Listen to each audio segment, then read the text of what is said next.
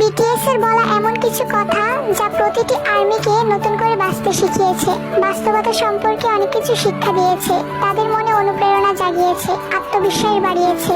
আমাদের BTS leader RM বলেছিল,